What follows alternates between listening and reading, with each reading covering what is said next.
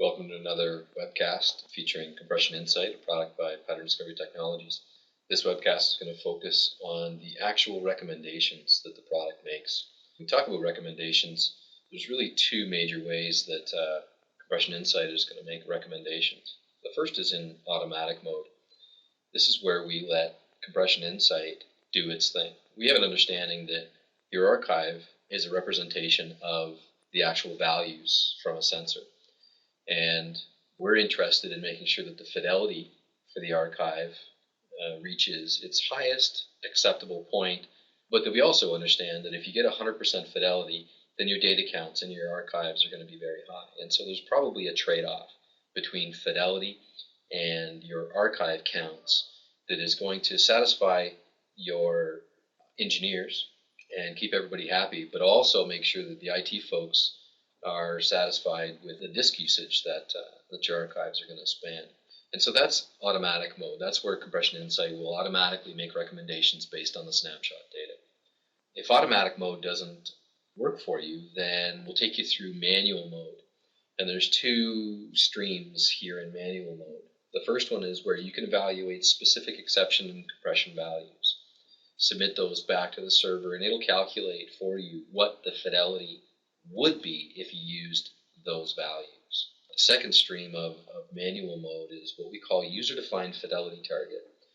And that's where you can actually ask Compression Insight to reverse engineer what the exception and compression value should be if you wanted 90% data fidelity or 95% data fidelity. And Compression Insight will then go off and figure out what those values should be for you. So let's jump right into the tool and have a look. I've taken some time to clean up the interface here a little bit, and this has been running for a while. So I have almost 300,000 snapshot values, which is plenty for Compression Insight to make a good recommendation. You need, as a side note, you need 86,400 snapshot values, or about a single day's worth of values based on a 1 second sampling interval or 1 second scan rate.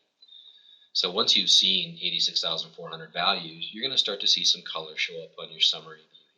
And this color correlates down here to our recommendation confidence.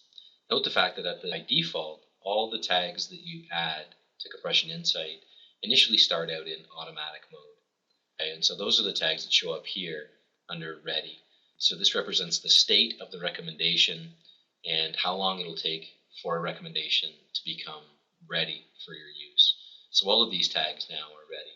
The one that's shown here, I actually don't have any data generation for it, and so we're never going to come up with a reasonable recommendation for it. Looking at the summary view now, we see that there's high, medium, and low confidence and unusable, along with a manual override.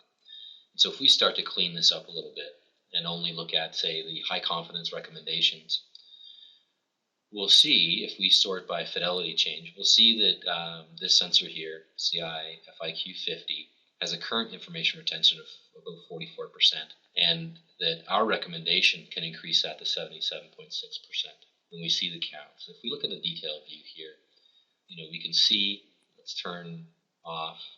This is what your archive would look like if you did a trend in Process Book or Excel. And it's come to our attention that engineers are pretty fearful of straight lines. When they see straight lines, they immediately think that there's some detail that's being hidden by compression and they're not getting full data fidelity. And if we turn on the snapshot values, we see right away that that is the case. And so if we see that the archive, the red line here, it's only representing 43 or 44% information retention. And we can see why that's the case. In fact, the current archive values are not tracing the snapshot signal very well at all. If we turn on our recommendation, so we can see now that our recommendation is tracing the line quite a bit better, and that will increase your information retention quite a bit in this case. If we review the details here a little bit, we see that we've got in total snapshots, we've got about 300,000 snapshots. Of those, you're currently storing 1,400, or about 0.5%.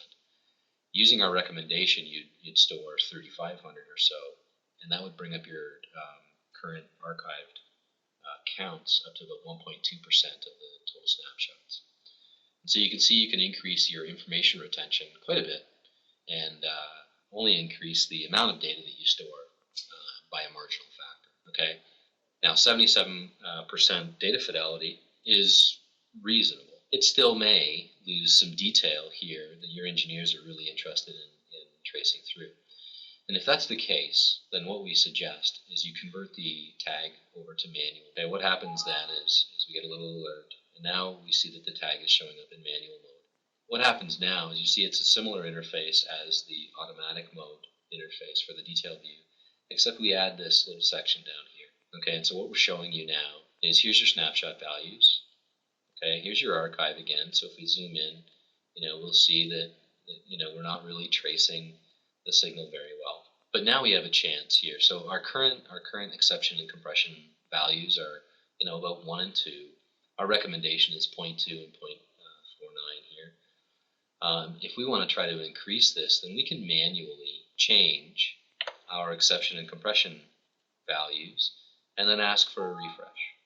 Okay, what this does now is submit all 300,000 values back to the server and request it to evaluate what the signal would look like if you used 0.1 and 0.2 instead of your current values. So if we zoom in here and then add the custom recommendation in, you can see that the custom recommendation really does trace the line very well. And that's because we're now getting a little over 90% information retention. And so with an increased information retention, we understand that will come at an increased archive rate. And so we're going to go from 0.5% for our current to 1.2% for our automatic recommendation, and that's going to jump up to 2.5% of the data count to achieve 90.7% information retention. And that then equates back to, of about 300,000 snapshot values we've seen so far, we'll store about 7,500 of those. Now, a picture's always worth 1,000 words, and so if we zoom in here, we'll turn off custom. So we can see that our archive does not trace very well.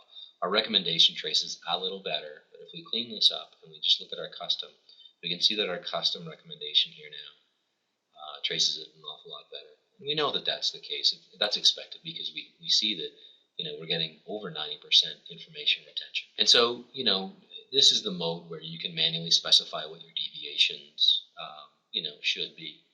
The other mode here again is you can just now specify what I'd really just like to see 95% information retention, and I'll submit that back to the server. And when this is finished, we'll see what our value should be. So we've returned here now, and now our exception deviation should be 0.045, and our compression deviation should be 0.091. That'll give us 95% information retention.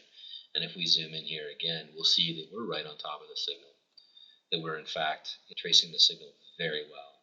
And it's quite difficult actually to find a case where we're not tracing the signal almost 100%. Now, we know that this comes at a cost, so an increased data retention is going to equate into an increased storage. And so again, 0.5%, 1.2%, now we're storing 6% of the total data to achieve 95% information retention, or almost 18,000 values of a possible 300,000 or so. But this is going to allow you to drive up your data fidelity to acceptable levels, present cases to your engineers, where you can defend what the value should be, and have an understanding that the fidelity is going to be there. Here's a zoomed in case where we're not 100% data fidelity, but you can let your your engineers evaluate whether this is acceptable or not. And it also, of course, only storing 7% of the total data, it also keeps your IT folks happy with respect to disk space. So what we've covered here so far is automatic mode, letting CompressionInsight make recommendations for you, and manual mode, in both allowing you to evaluate specific exception and compression values, as well as a new feature in version 1.2, which is user-defined fidelity target. Thanks for watching.